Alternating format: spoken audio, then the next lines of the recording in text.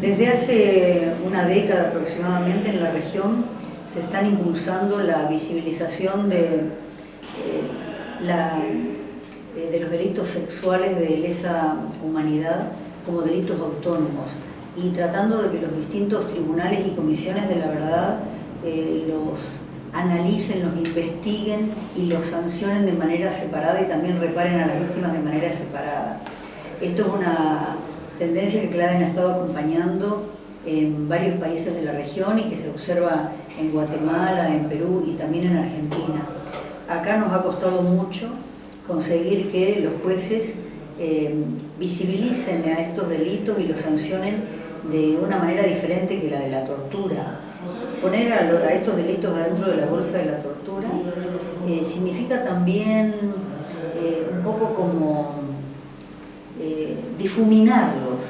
O sea, la idea de un torturador aplicando la picana está muy lejana de mostrar la realidad de lo que pasó con los delitos sexuales, la desnudez forzada, las violaciones masivas a varones y mujeres, las mutilaciones, los manoseos, las esterilizaciones forzadas, los embarazos, los abortos forzados, las amenazas de cometer esos delitos mostraron que las mujeres, en su gran mayoría, o estaban sometidas a ese tipo de ilícitos o tenían el riesgo de vivirlos, ¿no? Entonces a nosotros nos parecía una gran injusticia para las mujeres, sobre todo para muchas que venciendo muchos temores de esta sociedad patriarcal que pone el estigma sobre las víctimas de delitos sexuales, se animaron a denunciar, que los jueces hagan oídos sordos y miren para otro lado y que los fiscales no se animen a escuchar e investigar esos delitos. Nos pareció que se volvía a cometer una injusticia contra esas víctimas. Algunos jueces nos han dicho, bueno, pero no todo el mundo denunció.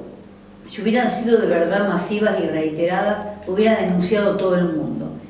El tema es que no somos una sociedad capaz de contener a esas personas, de acusar a los culpables, de no culparlas y de no revictimizarlas institucionalmente, exigiéndole cosas terribles, que declaren una y otra vez lo mismo, careos con el agresor, no creerles los testimonios y entonces someterlas de nuevo a esa revictimización cuando ellas veían que eran renuentes los jueces a tomar estas cuestiones, fue uno de los obstáculos que hizo que mucha gente no denunciara.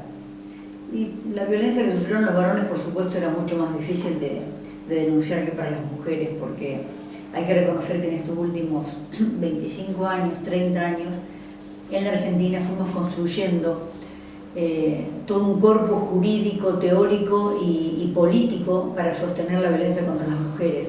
En el 94 conseguimos la primera ley de violencia contra las mujeres. En el 2009 tuvimos una ley integral que es una de las 7 mejores de la región. Tenemos jurisprudencia de género, política de género, oficinas de la mujer en un montón de espacios, grupos de autoayuda, servicios multidisciplinarios.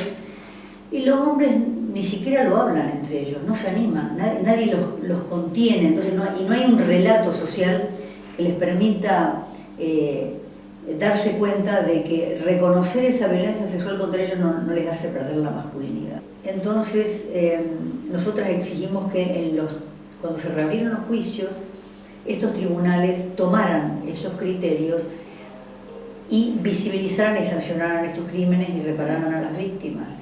El tema es que fuimos encontrando muchas resistencias. Comenzamos como CLADEN y también como IGENAR, el Instituto de Género, Derecho y Desarrollo de Rosario, y CLADEN, el Comité de América Latina y el Caribe para la Defensa de los Derechos de la Mujer, a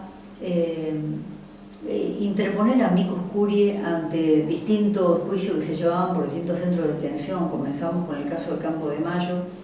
Ese amicus fue publicado y difundido, fue tomado en la causa Barcos de Santa Fe, luego en la causa Molina, presentamos otro en la causa de Mendoza contra Menéndez, y entonces decidimos hacer una investigación que abarcó 5 provincias, la revisión de todos los diarios del juicio, y también rastreamos otras 4 provincias más. En total tenemos testimonios de 9 provincias que muestran que varones y mujeres fueron sometidos sistemáticamente a desnudez forzada, mutilaciones, abusos sexuales, violaciones reiteradas, abortos, esterilizaciones, y a veces de manera directa y a veces indirecta, haciéndolo contra familiares o seres queridos en frente de ellos. Entonces entendemos que ya no hay excusas para considerar que estos delitos son aislados ni esporádicos o que fueron el desvío perverso de algún subalterno desacatado. Acá hubo órdenes de aniquilar al enemigo y usar cualquier tipo de herramienta para destruirlo.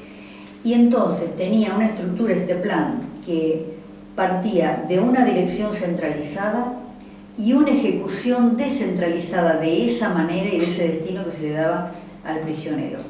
Entonces, si se da ejecución descentralizada de la orden de aniquilamiento, se le daba también rienda suelta para hacer todo tipo de atropellos.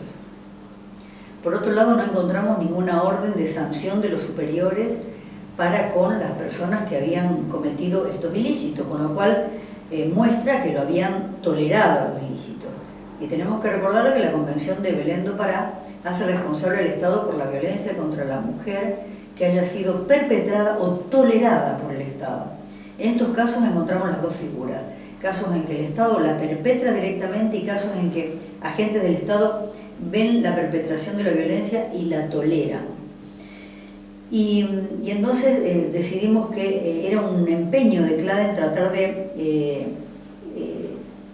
unificar todos esos casos, ponerlos en un libro y emitimos grietas en el silencio, hablando sobre la violencia sexual en los centros clandestinos, y ese libro se lo fuimos entregando, lo fuimos militando, lo fuimos entregando a jueces y fiscales de todo el país, personalmente, explicándoles qué era lo que buscábamos y qué era lo que se requería actualmente, y qué necesitaban las víctimas también.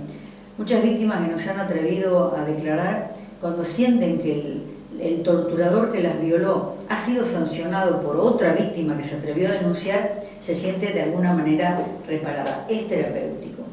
Y eso es lo que nosotros queremos, porque además sostenemos que si se permite la impunidad y la invisibilización de este tipo de crímenes que ocurrieron en el pasado en los centros clandestinos, también se está naturalizando de alguna manera la violencia contra las mujeres en todos los espacios de la vida cotidiana ahora en la democracia.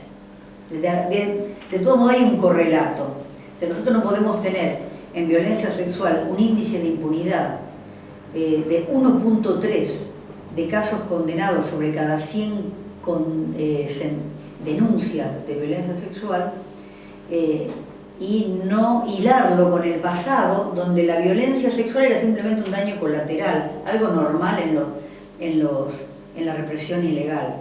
Nosotros tenemos que destacar eso y mostrar que eso no se va a tolerar, ni la sociedad ni el Estado lo van a tolerar.